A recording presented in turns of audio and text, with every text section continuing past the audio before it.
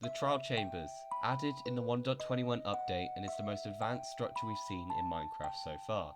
A maze-like structure consisting of winding hallways and large open rooms filled with challenging mobs that guard the treasure locked in the vaults.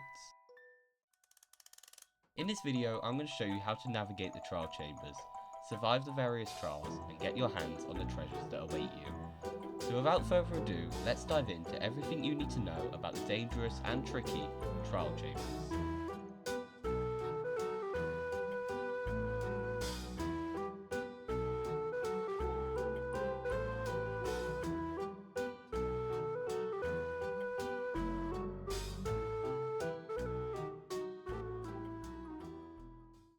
Let's start by taking a look at what the trial chambers are made up of.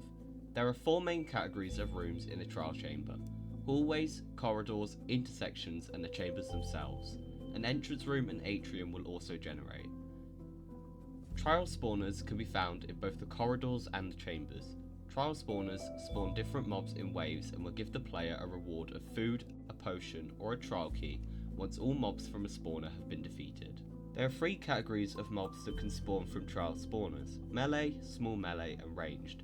One mob from each of these categories will be chosen, and they will be the only 3 mobs that spawn in that chamber. A breeze spawner is guaranteed in every trial chamber. The block around a spawner shows what mob you will face. From the melee category, mossy cobblestone represents a zombie, chiseled sandstone for the husk, and stone with cobwebs for spiders. In the small melee category, moss blocks represent slimes, stone bricks for silverfish, a mix of cobblestone and mossy cobblestone for the baby zombie, and a mix of podzol with mushrooms and stone with cobwebs for the cave spider. And finally, for the ranged category, bone blocks represent the skeleton, ice for the stray, and a mix of podzol with mushrooms and bone blocks for the new bogged mob. Trial spawners have a 30-minute cooldown before it can spawn mobs again, but this timer can be reset if you drink an ominous potion to start an ominous trial. Now that we know what the trial chambers consist of, let's take a look at what gear you should take into the structure.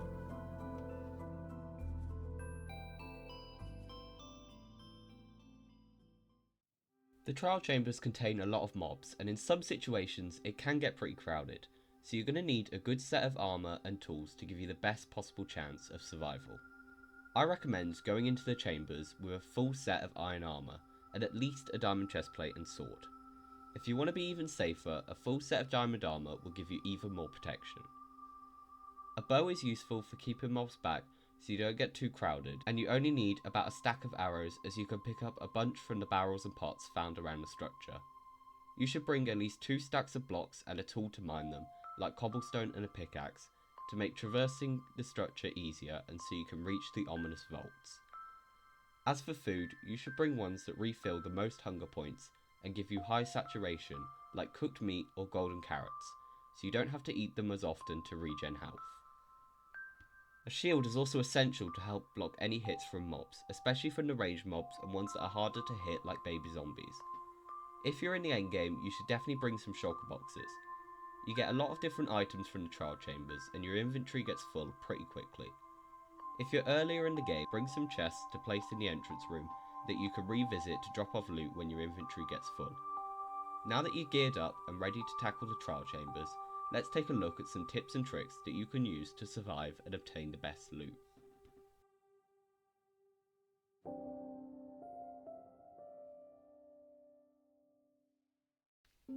When you enter the chambers, it's a good idea to set up a safe room with chests to store resources and so you have a place to escape to if you need to. The entrance room and atrium are the safest areas in the whole structure, as there are no trial spawners in these rooms, so definitely use this to your advantage if you need a break from the action. You can use blocks to section off different trial spawners in chambers when they are close together. This lets you fight one spawner at a time without getting crowded with too many mobs. Place torches on completed spawners, rooms and looted vaults so you know which areas you have cleared and looted. Trial spawners only activate when they're in line of sight of the player, so use this to your advantage to only activate certain spawners so you don't have to fight more than one trial at the same time. When mobs spawn from trial spawners, there's a small delay before they start attacking you, so you can use this to get a free hit or even a kill if you're quick enough before they have a chance to attack you. When fighting in the chambers, there's a lot of corners that you can easily get pinned in and attacked by a lot of mobs at once. Avoid backing yourself into a corner so you don't get overwhelmed by a bunch of mobs. The tight areas in corridors and chambers can be used to make mobs fight each other. It's easy for ranged mobs like skeletons to easily shoot other mobs, causing them to fight back. This gives you a short amount of time to heal or escape if needed, and less mobs to have to fight overall.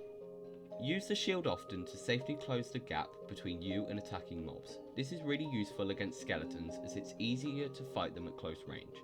You can also use this trick against a breeze because it deflects projectiles like arrows, so you can only hit it with your sword, and using the shield reduces how much you get knocked around by its wind charges.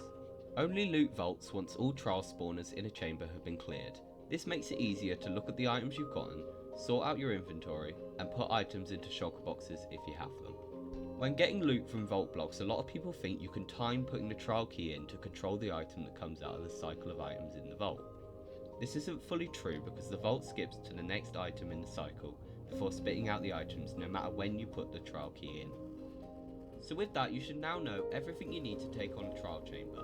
Leave a like if you found this video useful and subscribe so you don't miss more 1.21 content on the way. Anyway, I'm OrangeNinja and I'll see you in the next video.